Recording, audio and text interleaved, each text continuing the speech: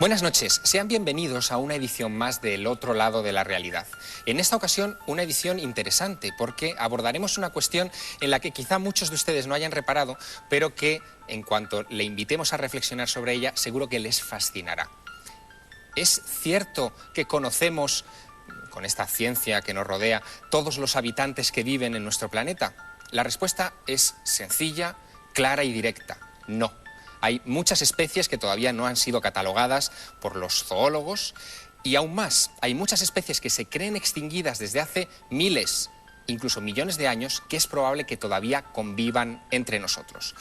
En esta ocasión, el otro lado de la realidad les invitará a conocer algunas de ellas. Algunas han recibido nombres míticos y se han conseguido de ellas fotografías tan espectaculares como esta que quiero que vean con cuidado. Fue obtenida en mayo de 1986 en la vertiente norte del Himalaya, en la zona de la India, la frontera con la India. Y el explorador británico que la obtuvo, Anthony Woodbridge, la consiguió después de perseguir una serie de huellas frescas de pies descalzos enormes en la nieve. Sin duda saben ustedes ya que estamos hablando del Yeti, del abominable hombre de las nieves. Algo que hasta hace relativamente poco tiempo podría haber sido considerado folclore de los habitantes de esa región del planeta, pero que sin embargo cada vez fascina a más antropólogos y a más investigadores. Hay pocas personas que puedan decir que han visto al Yeti, pero una de esas personas está con nosotros esta noche aquí en la mesa. Él es César Pérez de Tudela. Buenas noches, César. Buenas noches. César es autor de muchos libros, pero uno de ellos es tan explícito en su título que evidentemente nos va a servir para iniciar la conversación. Yo vi al Yeti. César Pérez de Tudela lo vio el 2 de octubre de 1974 en la base del Annapurna. César, ¿cómo fue aquel encuentro? Yo, fíjate que cada vez que tengo que responder a esta pregunta siento un ligero rubor, ¿no? Un ligero rubor porque me doy cuenta enseguida en la cara de los que te rodean de que hay una enorme incredulidad. Y claro, el que no tengo ninguna necesidad de recibir credulidad soy yo. Es decir, que para mí me resulta indiferente que los demás puedan creer o no puedan creer. Pero César, tú eres un alpinista consumado, maestro de montañeros, escalador, periodista, miembro de la Real Academia de Doctores de España, es decir, que tu credibilidad en ese sentido está fuera de toda duda. Yo soy una persona seria, sí, pero esta sociedad yo no sé si es tan seria o solo... Imagínate que todavía estamos con el concepto materialista de la existencia que encaja... existe lo que tú ves, y lo que tú ves fácilmente. Lo que tú no ves no existe, dice la gente. Yo mientras no lo vea, no lo creo. Fíjate qué frase más inculta, realmente más inculta, ¿no? Hay estudiosos, metafísicos, personajes de cultura muy profunda. No sé, si yo menciono a Panikkar, el hermano de Salvador Panikkar, el jesuita, Raymond Panikkar, cuando tiene esas preciosas pensamientos que dice, en la vida estamos llenos de fuerzas, de misterios, en la que nuestro ojo es capaz de ver lo que ve. La lechuza ve 100 veces más porque tiene unos ojos hechos. No oímos todas las estridencias o ruidos que se producen en la naturaleza porque nuestra limitación como mamíferos es tremenda. Pero tú tuviste la suerte de verlo, es decir, no estamos hablando de imaginación. He de decir una cuestión. Ese libro es un libro juvenil, es un libro que además fue la editorial, en este caso era Edelvives, no es por hacer, porque además yo no trabajo ya hace años con ellos, el que se quiso titularlo así. Es decir, yo no lo hubiera titulado nunca así, porque era un libro en el que yo no mencionaba mi vivencia, ni esta visualización. Yo tampoco soy infalible, es decir, que yo he podido equivocarme. No tengo ningún inconveniente en decir mis limitaciones, ¿no?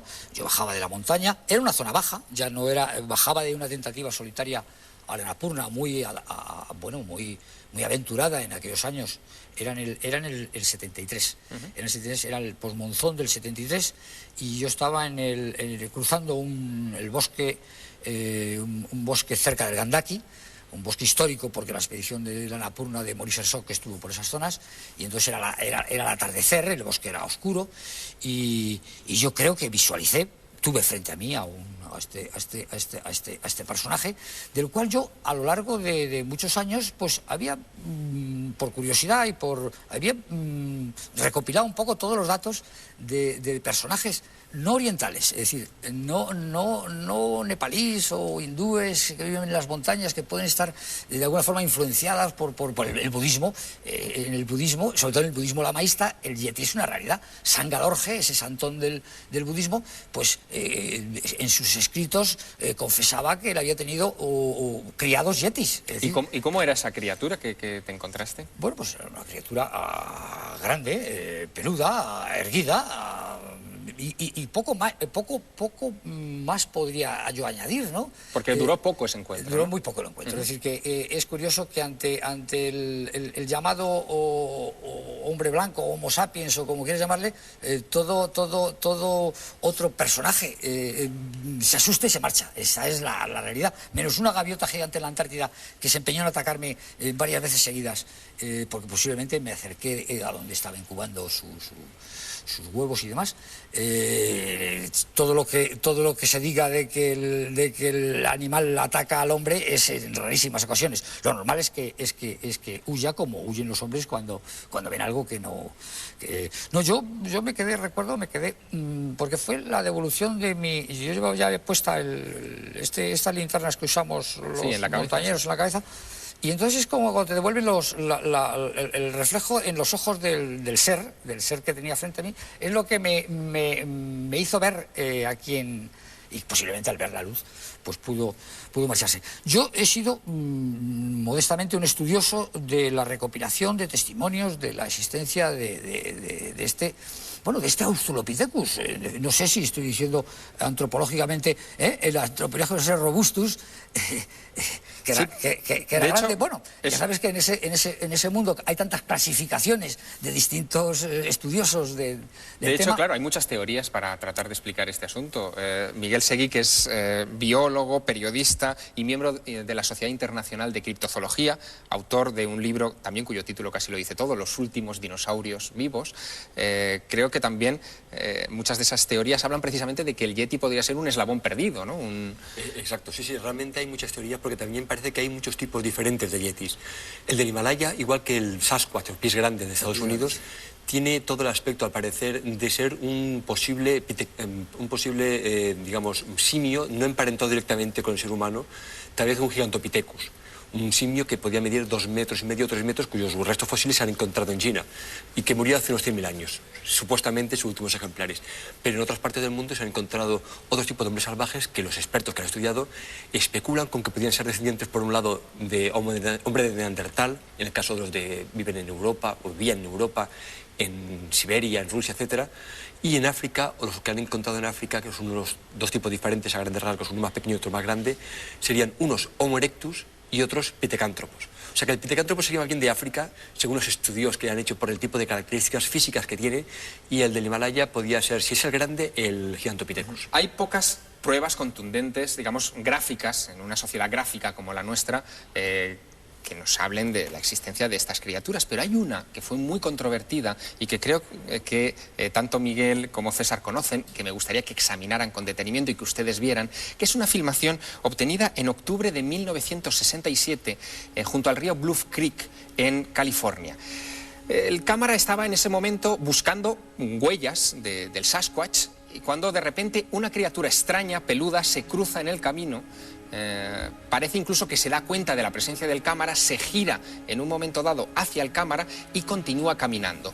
Se ha llegado a decir que esta criatura es una criatura hembra porque se le han detectado unos pechos, está completamente cubierta de pelo y su manera de andar y sus características no se ajustan demasiado a lo que sería un gorila. Tampoco hay gorilas en esa zona, evidentemente en California.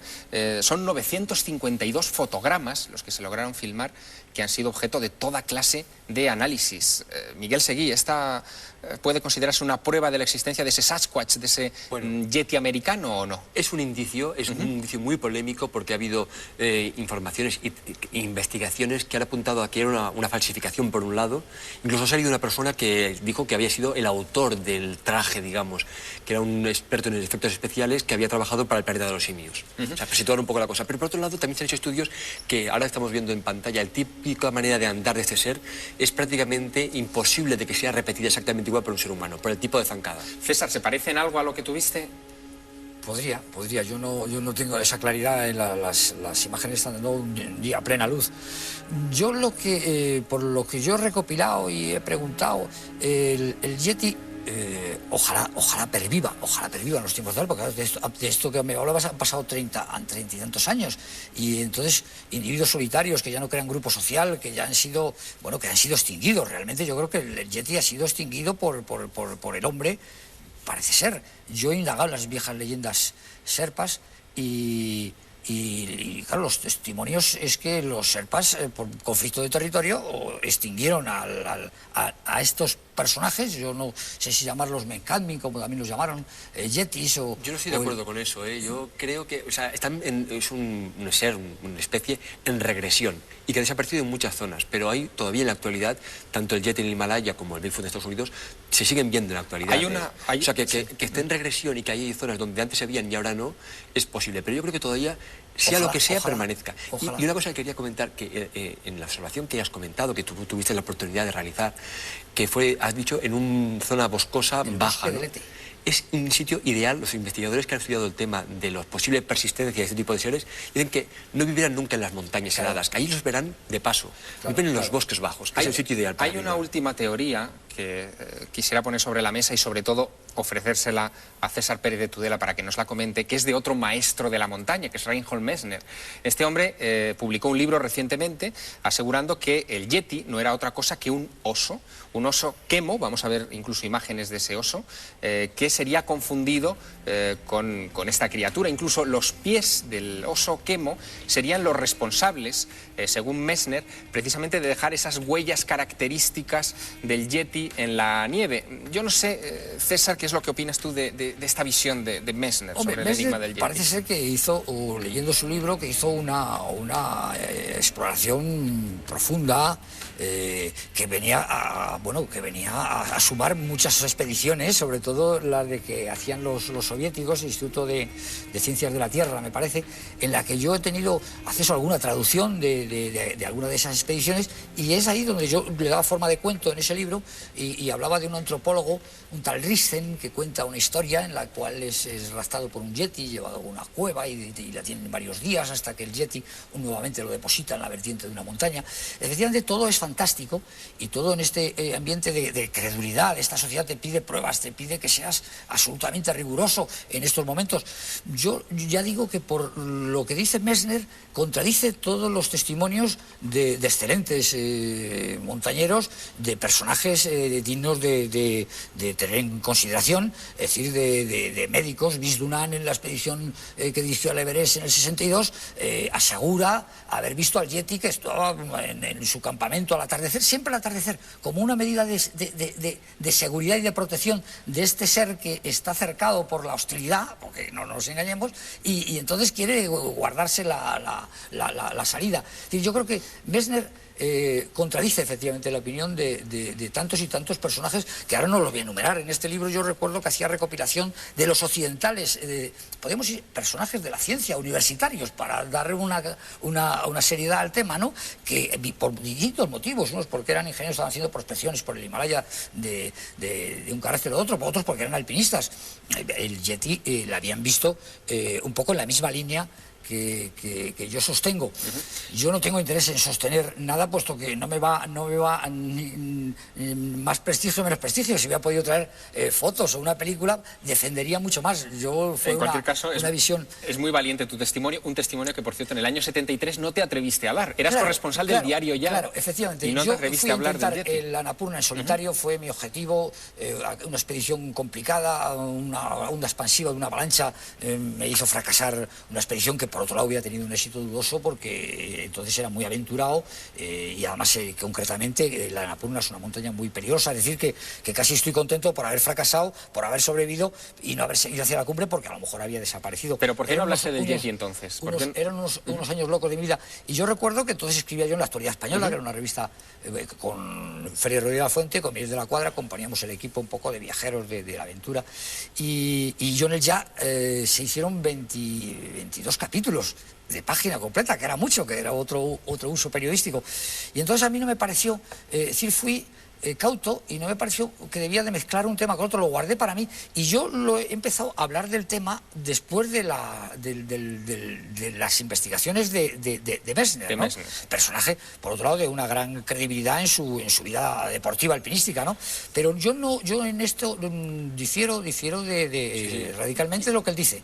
El oso es el oso, ese oso ya lo buscaron otros muchos estudiosos y científicos, y este personaje, sea lo que sea, descendiente del tal pitecántropo, sinántropo, yo no me meto en ese mundo de la antropología, yo creo que ha sido una realidad. Dejémoslo ahí, es, digamos, un fósil viviente, puede ser un fósil viviente. Hay otros fósiles vivientes, quizá no tan famosos, pero desde luego tan o más interesantes que el Yeti. Por ejemplo, un nombre que a ustedes les sonará exótico, Mokele Membe.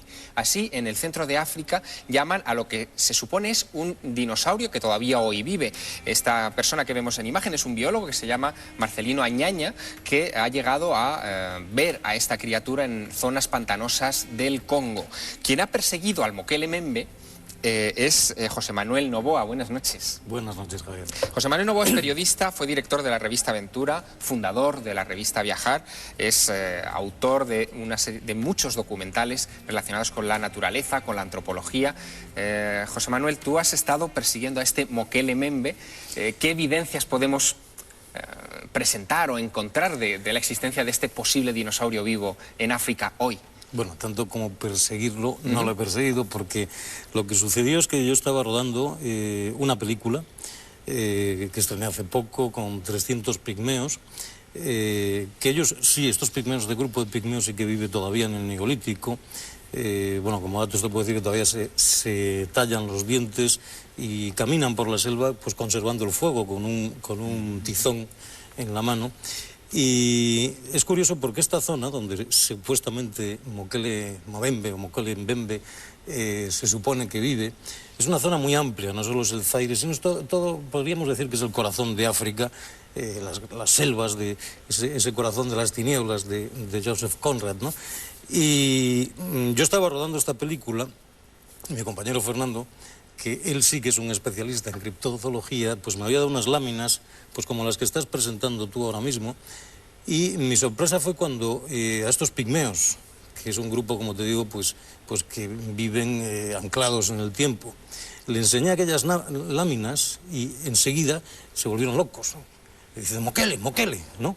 Y es más, los más ancianos del grupo me aseguraban que habían comido, no solo que lo conocían. Que habían comido, habían cazado un Mokele. Cazado el Mokele, que no era una cosa demasiado extraña para ellos, sino que era un animal más de los que puede existir en este mundo tan tenebroso como la selva del bosque húmedo de África, donde no solo Mokele, sino, antes estábamos hablando del Yeti, te puedo decir que hace ya pues unos 20 años en Gabón en la frontera con Guinea, también hablaban, que tú has citado antes, Miguel, posiblemente un descendiente de Pinecanthropus, del hombre del bosque. El hombre del bosque era quizás un yeti africano. Es aparentemente me decían, no, es un gran gorila, pero que anda muy recto, como los hombres, ¿no? Y también tiene su leyenda allí, ¿no? Pero esto de Mokele Mabembe, la verdad es que me sobresaltó, porque era un testimonio vivo, no solo de que ese animal prehistórico, este animal del Cuaternario, vive, sino que incluso lo habían cazado y lo habían comido. La sorpresa es impresionante, ¿no? La sorpresa a veces acompaña incluso a los investigadores cuando accidentalmente ruedan, filman animales que se han dado por desaparecidos hace algunos años y que, sin embargo, la cámara capta. Eso es lo que le ha pasado a nuestro cuarto invitado de esta noche. Él es Fernando González Sitges. Buenas noches. Buenas noches. Zoólogo, experto en criptozoología, como antes te introducía tu compañero José Manuel Novoa, director de documentales de Explora, y has realizado muchísimas series de televisión. En una de ellas, hace algún tiempo, en Australia, sí, lograste filmar un animal que se daba por desaparecido, ¿no? Bueno, fue hace 2 años. Yo todavía estoy esperando la respuesta de los auténticos expertos sobre el tema, porque lo que nos pasó, estábamos 2 grupos rodando Mundos Perdidos, una serie que efectivamente han puesto hace relativamente poco en televisión. Y yo estaba en el norte rodando cocodrilos marinos y mandé un cámara a acabar un rodaje sobre precisamente las huellas del telacino. Habían estado en Tasmania, que se supone que es el mejor sitio para rodarlo. Allí no lo habían encontrado. Y curiosamente él estaba rodando y cuando nos volvimos a encontrar me dijo, bueno, sí, y luego he rodado un perro sarnoso que estaba ahí hecho polvo, no sé si sería un dingo, se estaba comiendo un wallaby, un pequeño canguro, y me extrañó mucho. Y vi las imágenes y me quedé impresionado. Ahora lo veréis, efectivamente es como veis, es un animal tiñoso en un estado lamentable, se está comiendo el cadáver de un canguro, pero yo venía también de rodar los dingos en el norte y te puedo asegurar que eso... así a simple vista de dingo no tiene nada. ¿Y qué se supone que es? Pues probablemente sea o podría ser un lobo marsupial, que es un animal que se extinguió, lo extinguimos nosotros, los hombres, como bien decía César, la especie más destructiva, y se extinguió a principios del siglo XX. O sea, el último, yo no sé en qué año, pero hacia el año 60 o por ahí fue. 30 y tantos. 30 años, o sea, en época relativamente reciente, sí, en el zoo de Howard me parece que fue donde extinguió el último. La naturaleza es muy resistente, quizá sí, en algún reducto perdido además, hayan sobrevivido. Curiosamente allí yo me puse con Ana de la Vega a investigar esto, que es la documentalista, y le dije, oye Ana, pero y mi mujer, la conoces, y le dije, oye Ana, es que yo tengo una duda, tengo estas imágenes y la documentación que me das es casi todos los datos son de Tasmania. Me dijo, no, pero es que en la época de los ingleses, sobre todo a finales del siglo XIX, se hablaba de una variedad que era la Greyhound, de un color más gris, en vez de la librea esta que es más de color rojizo del lobo marsupial convencional, y todos estos Greyhound estaban en la zona de Western Australia, que es justo donde se rodó este. Y curiosamente, además, los últimos avistamientos que se han producido pues desde los años 70 hasta nuestros días, se están produciendo en esta zona, en Western Australia. El tema es enormemente complejo y hemos acudido también a pedir otras opiniones. Hablábamos hace unos días con Óscar Soriano, que es investigador del Centro Superior de Investigaciones Científicas y trabaja para el Museo de Ciencias Naturales de Madrid. A él le preguntábamos también sobre su opinión sobre la existencia del Yeti, si él creía en la existencia del Yeti. Lo que sí existe, y es claro, es la leyenda. Y es una leyenda muy interesante y un mito muy interesante porque se ha dado en casi todos los lugares del globo. O sea, en todas las partes de la Tierra hay una leyenda de un hombre salvaje. Yo prefiero llamarle hombre salvaje y así englobamos, pues eso, los yetis, los almas, los orang-pendej, los Bigfoot, todo esto. Es una leyenda, ya digo, global, e incluso aquí en Europa e incluso en los Pirineos hay leyendas de hombres salvajes. Uno de los casos favoritos de Óscar Soriano es el de un pez extrañísimo que fue capturado en Tailandia y que nos muestra con detalle. Bueno, es un pecilta, que el nombre científico es Regalecus glesne, fue pescado en el Mekong, en el delta, me imagino, en la época en que estaban los norteamericanos con todo el tema de la guerra de Vietnam. Mide 8 metros, es un tamaño bastante llamativo para lo que suele medir este animal, y que, bueno, cuando estuve en Tailandia compré esta foto porque siempre había tenido la foto con peor calidad, ¿no? Esta no es excesivamente buena, pero es de las mejores. Y es que este pez en particular me interesó mucho por la similitud que tiene con los dragones chinos, estos que sacan en las festividades, ¿no? Sobre todo la cabeza, con ese ojo verde. Luego tiene unos barbillones parecidos a los que sacan también los dragones chinos. Y tratando de explicarnos el origen de ese mito del dragón, en particular el dragón oriental, que es muy diferente al mito del dragón occidental, pues una de las causas de que surgiera ese mito pues podría ser achacable a este pez, aunque también se habla del cocodrilo del Siam. Con imágenes como esta, inevitable, desde luego, era hablar de serpientes marinas. Óscar Soriano nos daba su versión de dónde podía haber nacido el mito de las serpientes marinas. Antiguamente muy fácil fue que lo confundieran con serpientes marinas, es decir, lo que hablaban hablaban como si hubieran visto una serpiente marina, posiblemente hubiera sido un calamar gigante o unos restos de estos calamares gigantes. Ahora existen en gran cantidad de mares de todo el mundo, ¿no? Tiene una distribución a ambos lados del Ecuador, desde la zona templada a la zona ecuatorial, tanto por el norte como por el sur, y esa distribución es amplia por todo el mundo, o sea que son muy conocidos en la actualidad. De calamares gigantes, de estas criaturas de los abismos que han sorprendido a la ciencia en estos últimos años, hablaremos después de la publicidad, justo después de que hayamos hablado con César Pérez de Tudela. Muchas gracias, César, por estar esta noche con nosotros. Abordaremos otro de los grandes enigmas de la zoología. Les esperamos.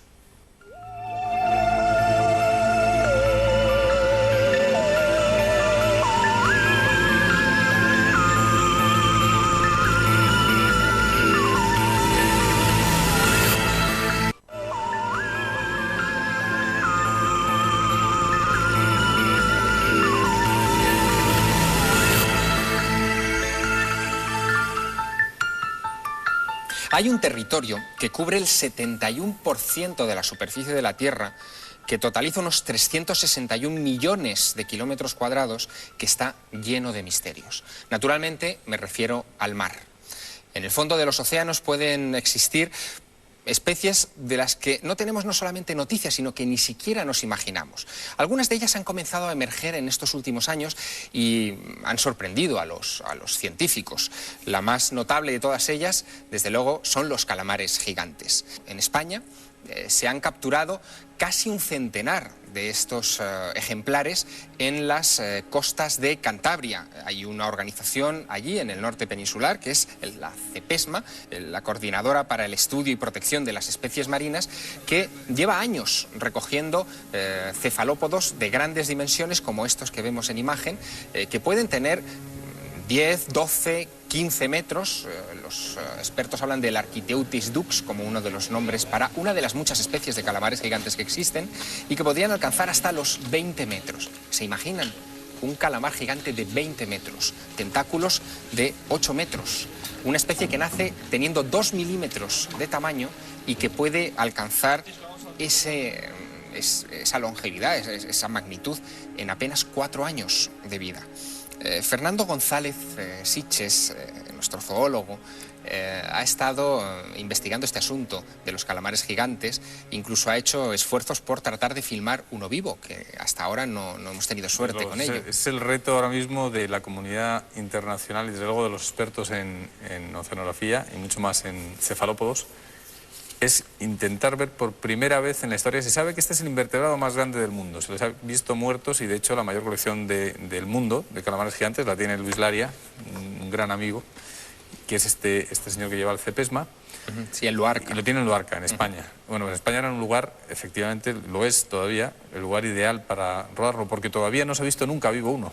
Y eso es lo apasionante de este tema, es que hay una carrera internacional, sobre todo entre anglosajones y nuestro pequeño granito de arena que hemos puesto aquí los latinos, en Asturias, perdón, por ser los primeros en conseguirlo. Este verano, por ejemplo, se van la National Geographic a intentarlo por segunda vez. Ellos suelen ir a las cimas que hay en Kaikurua, en Nueva Zelanda.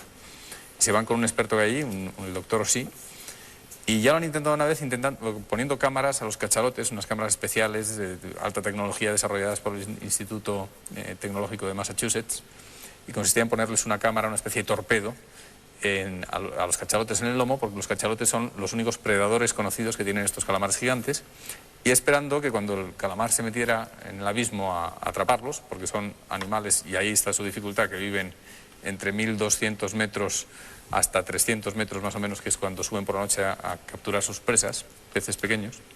Bueno, pues el caso es que le pusieron la cámara esta a los cachalotes, y lo que pasa es que los cachalotes son animales muy inteligentes, y entonces en cuanto notaron algo raro, el primero de ellos pues enfiló hacia el barco y se dejó la cámara justo en la quilla del barco, pasó y dejó la cámara allí. En la segunda cámara, entre dos de ellos se frotaron y también la soltaron. No pudieron, o sea, no funcionaba realmente su idea, ¿no? Aquí en España nosotros lo hemos intentado, pero por desgracia yo creo que al día de hoy sin un submarino tripulado, un submarino de profundidad, es casi imposible. Nosotros estuvimos cerquísima, tan cerca como que a 300 metros de una de las cámaras, que estaban suspendidas con unas boyas especiales. Un arrastrero enganchó un calamar gigante, atrapó con su red a un macho, que además son más escasos, son más raros, y nos lo puso en cubierta. Pues probablemente sea el calamar gigante, los tejidos más frescos que ha conseguido la ciencia hasta el momento, pero claro, no es lo mismo que verlo vivo. Decían los científicos y siguen diciendo que un minuto de rodaje de un calamar gigante multiplicaría por 30 lo que se sabe hasta ahora de todos los que se han recopilado durante prácticamente un siglo.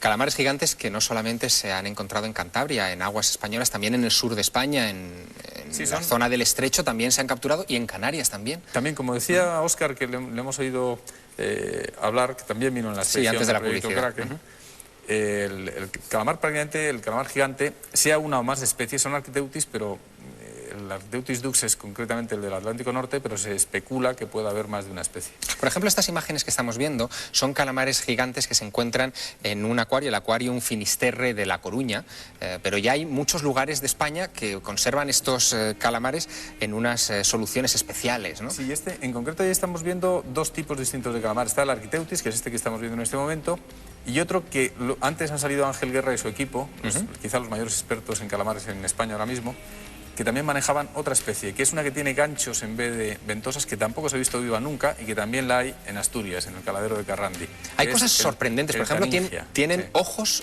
luminiscentes, ¿no? O tienen como la bioluminiscencia en el abismo es el 90% de las especies conocidas, y probablemente sea extrapolable a las no conocidas, tienen bioluminiscencia. Y en el caso del taningia, que tiene los ganchos, tiene las dos mazas tentaculares, los tentáculos, digamos, más largos.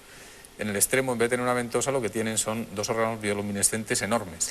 Pero vamos, en el abismo hay tal cantidad de bioluminescencia que en muchos casos ha habido confusiones de militares. En concreto, por ejemplo, yo recuerdo en la Segunda Guerra Mundial he leído que se llegó a torpedear zonas porque se creía que había submarinos por la noche, porque empezaba a verse que había luces en la profundidad, y eran unos peces pequeñitos que se llaman fotoblefarón, que tienen al lado en los párpados, tienen luces con las que se comunican. Es curioso que saques este asunto de los militares, porque precisamente tenemos un documento sonoro que procede de fuentes militares, de la Marina de los Estados Unidos, que en 1997 tuvo la suerte de grabar algo muy curioso. Colocando un hidrófono a gran profundidad, a unos 3.000 kilómetros de la costa norteamericana, ya en el Pacífico Sur, lograron captar un sonido de algo que estaba a 5 kilómetros del hidrófono y que, según los estudios posteriores de la Marina, no era una ballena, no era un pez conocido, desde luego no era un vehículo ni nada fabricado por el hombre, y lo que creen que es el sonido de un calamar gigante, una especie de saludo, vamos a decirlo así, de un calamar gigante. Me gustaría que lo escucháramos con atención.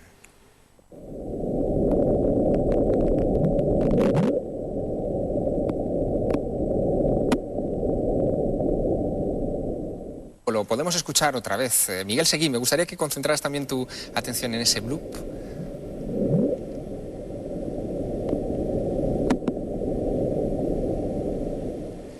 Se escucha el sonido de fondo del mar y después ese... bueno, no sé cómo llamarlo, ¿no? Ese sonido no identificado por ahora, pero que sabemos que podría ser de un calamar gigante, más que nada porque no hay otra cosa a que achacárselo, otra cosa viva en el fondo del mar. ¿Qué otras cosas, además de calamares gigantes, los criptozoólogos creen que puede haber ahí debajo? Hay muchas. Para empezar, calamares gigantes no solo de Architeutis, sino otros que serían 2 o 3 veces más grandes. Calamares de 50 a 60 metros de largo, que hay indicios en función de los rastros dejados en los cachalotes que se los comen, ¿no? Después también la posible existencia de pulpos, por seguir un poco también con el tema de los cefalópodos, pulpos de 20 metros en la zona próxima a las Islas Bahamas. ¿Pulpos de 20 metros? De 20 metros, eso es mucho de pulpos, un pulpo gigantesco. Y después pensamos en peces, se cree que hay tipos de peces gigantes desconocidos, por supuesto también pequeños, pero gigantes también desconocidos. Hay un investigador que fue el doctor Bernard Hefferman, que hizo un estudio ya hace más de 30 años, unos 30 años, sobre esa posible existencia de animales desconocidos, y llegó a la conclusión de existencia de esos animales y también de mamíferos desconocidos. Entre ellos, por ejemplo, por citar uno que todos nos sonará bastante, tenemos la imagen del monstruo del lago Ness, ¿no? Todos más o menos. Ese cabeza larga, cuello pequeño, cabeza pequeña, cuello largo. Pues un animal como ese se ha visto en los mares prácticamente en todo el mundo, no solo en los lagos, sino en los mares. Y se cree que podría ser un pariente de las focas. Un pariente gigante de las focas, de 10 metros y de cuello largo. Me gustaría, Miguel, que vieras esta imagen. Es una imagen clásica tomada en los años 60 de lo que se creía que era una serpiente marina. Yo la vi cuando era un niño y a mí me dejó muy traumatizado. Se ve a este señor, Le Serrec, en una barca en Australia, y de repente en una zona baja aparece esto, por debajo de la barca. Esto, y es muy grande, además. Muy grande. ¿Esto es real? ¿Es un fraude? Bueno, como siempre en la foto nunca tenemos la seguridad absoluta, pero se ha especulado bastante con que hay muchos aspectos para tener en cuenta, para pensar que podía ser real, pese a las contradicciones que después ha podido haber, ¿no? ¿Qué es? Eso es lo que no sabemos. Seguramente, si es algo, sea algún tipo de pez desconocido. Sí he especulado que podría ser algún tipo de seláceo. Es una familia de peces, ¿no? Pero bueno, eso lo de menos, porque realmente con esto no se puede decir demasiado. Pero eso decía antes, que peces desconocidos de gran tamaño, de 15, de 20 metros, seguramente hay. Se ha hablado también, por ejemplo, de la posible persistencia en la actualidad, y espero no asustar a nadie y que le fastidie los baños en la playa ahora que estamos en la época apropiada, pero de tiburones emparentados con el tiburón blanco, que sería el carcharodón megalodón, supuestamente extinguido hace ya varios decenas de miles de años, pero que ha habido apariciones de tiburones gigantes que podían corresponder a ejemplares vivos todavía en la actualidad, de estos superdepredadores marinos. No pudimos evitar, Miguel Seguí, pedir una opinión autorizada también sobre este tipo de cosas a el doctor José Manuel Reverte Coma. Él, a sus 83 años de edad, es uno de los antropólogos forenses más prestigiosos de nuestro país. Tiene un museo con su propio nombre en la Escuela de Medicina Legal de la Universidad Complutense de Madrid, y hasta allá fuimos para pedirle su opinión sobre por qué nos fascinan a todos estos relatos de animales extraordinarios. Siempre el ser humano ha buscado lo fantástico en todas las culturas. Yo he estudiado mucho los grupos humanos del mundo entero, desde Oceanía hasta Siberia y aparte pues América, por supuesto, y África, ¿no?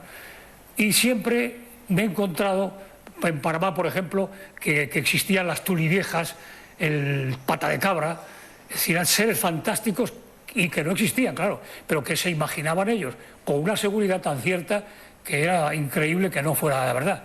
Siempre sale para relucir por esta época el famoso monstruo del lago Ness, con lo cual se ha pensado, que se creía que existían todavía restos de algún pasado muy remoto, de hace millones de años, metidos en algún lugar, escondidos, de tal manera que el ser humano los veía de vez en cuando, ¿no? Al doctor Reverte Coma también le preguntamos por algo que ha estado flotando sobre esta mesa de trabajo esta noche, y es la posibilidad de que hayan sobrevivido fósiles vivientes en nuestros días. El celacanto, por ejemplo, que el celacanthus, que es un animal, un pez que tenía que haber muerto ya hace 60 millones de años. Sin embargo, en el Mar Rojo se encuentran todavía. Son peces fósiles, pero vivientes. El fósil viviente humano también existe. Por ejemplo, el neandertal existe también.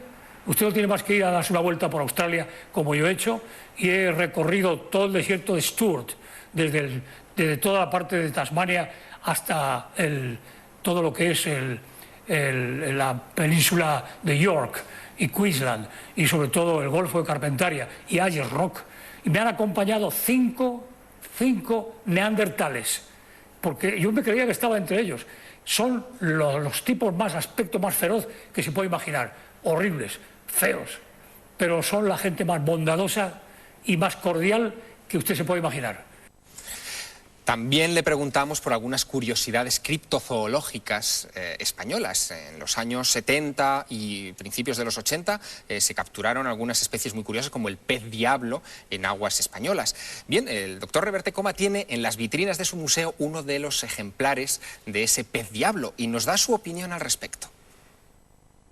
El hombre diablo o pez diablo simplemente es un animal marino, un animal que existe en el mar, pero tiene esa forma rara.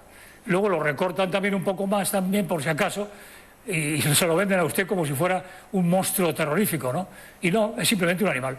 El pez diablo, la verdad es que hay especies sorprendentes por ahí fuera, especies que no nos invitan desde luego a bañarnos mucho este verano en el mar, Miguel Seguí. Yo voy a seguir bañándome, con el calor que hace vale la pena bañarse. César Pérez de Tudela, de los que estamos en la mesa, eres el único que has tenido la suerte de encontrarte con una de esas criaturas extrañas. Creo que como mensaje final está bien decir que hay mucho ahí fuera que seguir investigando y que seguir explorando, ¿no? Claro, estamos rodeados de misterio. Nosotros mismos somos un misterio hasta para nosotros mismos. Hablábamos del Yeti, pero lo que hay, vosotros lo sabéis mucho mejor que yo, lo que hay debajo, en las profundidades del mar. Oye, me ha gustado mucho ver al profesor Reverte también tan optimista y diciendo realidades tan rotundas como los neandertales en en Australia. Yo creo que estamos rodeados de misterio. El que pretenda decir que ya lo sabemos todo es un ingenuo que no es sabio. Somos ignorantes de casi todo. Y bajo ese lema pues tenemos que seguir estudiando, investigando y viviendo en la vida, que lo que es una preciosa fantasía. César Pérez de Tudela, José Manuel Novoa, Fernando González Sitges, Miguel Seguí, muchas gracias por acompañarnos esta noche a esta mesa del otro lado de la realidad. Y dedicamos, como siempre, estos últimos minutos del programa a contestar a las inquietudes de nuestros telespectadores. Es Carmen Porter, nuestra compañera, quien ha hecho una revisión rápida de esos cientos de correos que, bueno, diariamente están llegando a nuestra redacción. Buenas noches, Carmen. Buenas noches, Javier. ¿Cuáles son las inquietudes esta semana de nuestros espectadores? Pues hay muchísimas, y es que daría para un programa o para varios el hacer, pues dar contestación a todas las preguntas que nos llegan.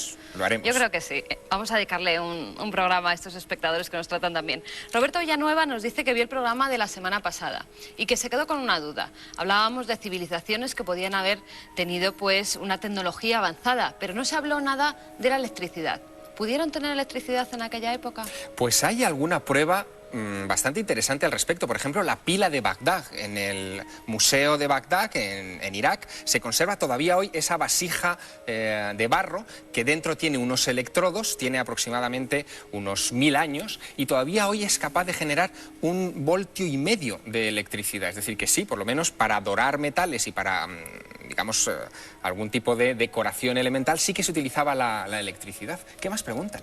Y amigos que nos preguntaban sobre criptozoología, sobre el lago Ness, y nos decían si era cierto que había webcams que estaban las 24 horas emitiendo imágenes desde el lago Ness, bueno, incluso submarinas. Y sí que las hay, Javier. Sí, el tema, desde luego, del lago Ness se nos ha quedado fuera esta noche del programa, pero es el invitado, digamos, indispensable en un programa sobre criptozoología. Hay incluso filmaciones. Esta, de 1960, es la primera que se conserva del monstruo del lago Ness. Fue obtenida por Tim Dinsdale y se ve una especie de criatura extraña avanzando a lo largo del lago. Esta es otra posterior en la que se ve algo emergiendo por encima del lago. Son muchas, desde luego, las filmaciones desde los 60 hasta nuestros días que recogemos del monstruo y también muchas las fotografías desde los años 30. Pero lo curioso, Carmen, que es creo lo que nos vas a presentar, es que bueno, hay mucha gente vigilando el lago Ness las 24 horas del día y se puede ver el resultado de esa vigilancia a través de Internet. Sí, se puede ver a través de una página que es lochnes.co.uk/livecam. Es la que estamos viendo. También te puedo decir, Javier, que hasta ahora no ha habido resultado ninguno, ni tanto las de la superficie como las submarinas. No se ha filmado nada que pudiéramos pues, decir que es Nessie o incluso la criatura que va con Nessie, la pequeñita. Porque hay en muchas fotografías que salen dos, lo que sería la madre y el pequeño Nessie. Caramba, bueno, misterio sobre misterio. Desde 1880 hasta nuestros días, el monstruo del lago Ness ha sido visto unas 3000 veces, pero muchos todavía siguen dudando, desde luego, de su existencia. Carmen Porter, si nuestros espectadores quieren enviarnos información o esas preguntas a las que les damos respuesta aquí, ¿a dónde deben dirigirse? Tienen dos vías de contacto. Una de ellas es a través del correo electrónico, que es el otro lado de la realidad, @telemadrid.es, y también si nos quieren enviar sus cartas, sus postales, que ya nos ha llegado alguna, las comentaremos en próximas semanas, lo tienen que hacer al otro lado de la realidad, Telemadrid, Paseo del Príncipe número 3, 28223, Pozuelo de Alarcón, Madrid. Muchas gracias, Carmen. Muchas gracias a ti, Javier. Ninguna noche ha sido tan cierto el dicho de Paul Eluard de que hay otros mundos, pero están en este. Esta noche hemos conocido un poco mejor los misterios que todavía quedan por resolver aquí, en nuestra casa, en el planeta Tierra. La semana que viene abordaremos otros misterios, otros que son de aquí y que son de ahí fuera. Como siempre, los tocaremos con rigor aquí, en el otro lado de la realidad. Acompáñenos, será dentro de 7 días.